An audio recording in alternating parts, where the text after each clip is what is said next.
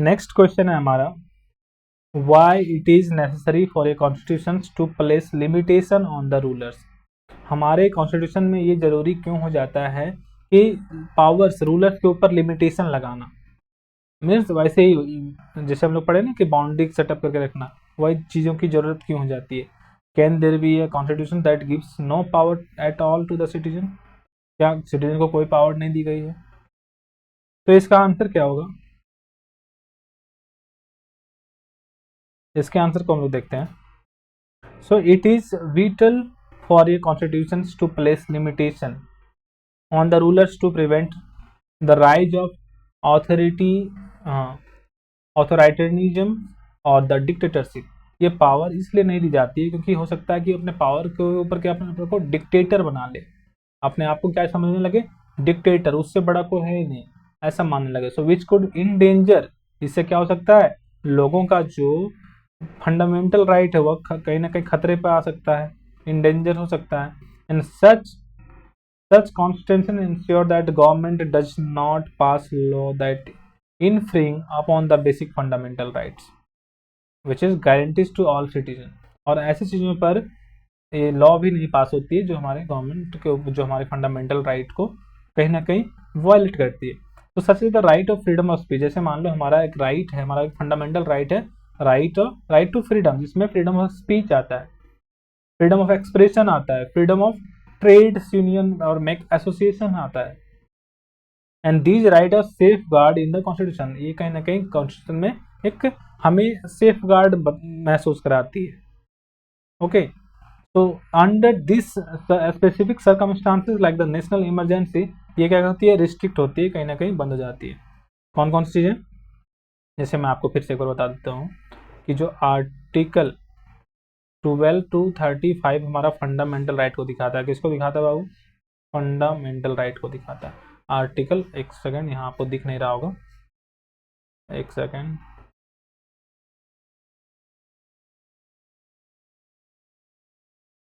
हाँ, कौन से आर्टिकल है वो? आर्टिकल 12 to 35, आर्टिकल 12 to 35 जो है वो फंडामेंटल राइट को रिप्रेजेंट करता है। और जिसमें अगर मान लो कोई नेशनल इमरजेंसी ही हो गई तो आपको जो आर्टिकल 20 है और आर्टिकल 21 है, ये दो चीज़ें फिर भी आपके पास होती है। इस बात को आप ध्यान रखना। मीन्स आपको अगर आपके जान के ऊपर खतरा हो गया, आपको कोई मारने के लिए आ रहा है, तो आप उससे अपने आप से उसे बचा सकते हो। ये हमारा आर्टिकल 20 और 21 में दिया गया है। ठीक है, तो रिगार्डिंग दिस पॉसिबिलिटी, आगे हम लोग देखते हैं आंसर को। Regarding this possibility of a constitution that gives no power, जिसमें कॉन्स्टिट्यूशन में ऐसा कोई पावर नहीं दिया गया है, no power to the citizen, citizen को ऐसा कोई पावर नहीं दिया गया है। It is the impractical and contrary of the principle of democracy. कहीं ना कहीं ये डेमोक्रेसी के प्रिंसिपल में नहीं है। The citizen from the very fabric of the state making the foundation of any constitution without any participation, बिना participate किए हुए कहीं ना कहीं ये क्या है, ये हमारे कॉन्स्टिट्यूशन के एक, समझो कि एक बॉडी है, ठीक है, जो कहीं ना कहीं फाउंडेशन देते हैं किसी भी कॉन्स्टिट्यूशन को। तो state institutions would merely serve the deny citizens their rights rather than the protect them. So in democracies like Indian, the constitution derives its power from the people, requiring public mandate to enact the policies. Okay, so provide no power to the citizen would not be viable. The contradicts the essential democratic principle that the authority of the government derived from the consent of the governed। तो इसे भी हम लोग mind map से समझेंगे। काफ़ी लंबा answer था आपका, ठीक है। तो माइंड मैप से इसे भी हम लोग समझते हैं। अगर आपको इसका नोट्स चाहिए, इसके पीडीएफ चाहिए, तो आप सीधा लिंक दिए गए डिस्क्रिप्शन में जो लिंक दिया गया है वहाँ से आप उसे ऑर्डर कर सकते हो, अपने घर मंगा सकते हो, कैश ऑन डिलीवरी अवेलेबल है, और नहीं तो फ्लिपकार्ट एंड अमेजोन पे आपको मिल जाएगा। चलिए ठीक है, तो माइंड मैप के थ्रू इसे समझते हैं हम लोग। लिमिटेशन क्या है? लिमिटेशन ऑन रूलर्स, रूलर के ऊपर लिमिटेशन क्या क्या चीजें हैं? प्रिवेंट ऑथोरिटेरियनिज्म एंड डिक्टेटरशिप, इस चीजों को प्रिवेंट करता है।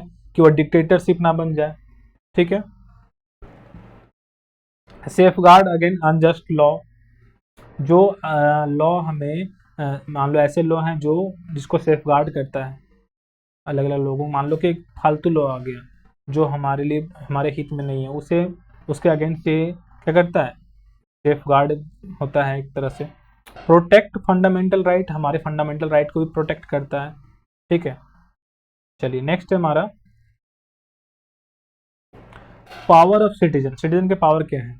Essential for democracy, citizens as the foundation of the state. Citizen क्या है, जैसे हम लोग बोलते हैं ना cell, cell is the basic unit of basic fundamental unit of life, life का एक बेसिक फंडामेंटल यूनिट है सेल। उसी प्रकार हमारा जो सिटीजन है वो क्या है, एक फाउंडेशन है स्टेट का। Public mandate necessary for legislation, public का जो मैंडेट है वो एकदम नेसेसरी हो जाता है किसी भी विधान के लिए, किसी भी चीज के लिए। Prevents denial of rights, means ये चीज़ों को प्रिवेंट करता है, मीन्स कोई डिनाई नहीं कर सकता है हमारे फंडामेंटल राइट को। ठीक है। हमारा जो राइट है कोई डिनाई नहीं कर सकता है, बस एक ही बार ये हो सकता है जब इमरजेंसी की टाइम हो, तभी हमारा जो फंडामेंटल राइट है उसे लोग नहीं मान सकते हैं। आइदर हमारा फंडामेंटल राइट को कोई डिनाई नहीं कर सकता है, चाहे वो स्टेट हो चाहे वो सेंट्रल हो, कहीं भी। तो ये हमारा था ये क्वेश्चन नंबर 8। क्वेश्चन नंबर कौन था हमारा, देख लेते हैं। क्वेश्चन नंबर 7 था। ठीक है। अब क्वेश्चन नंबर हम लोग 8 को पढ़ेंगे। ठीक है।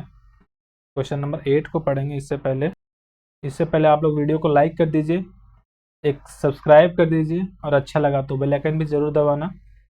और नोट्स चाहिए तो आप लिंक से जा करके इसे डाउनलोड कर सकते हो, पा सकते हो, ऑर्डर कर सकते हो।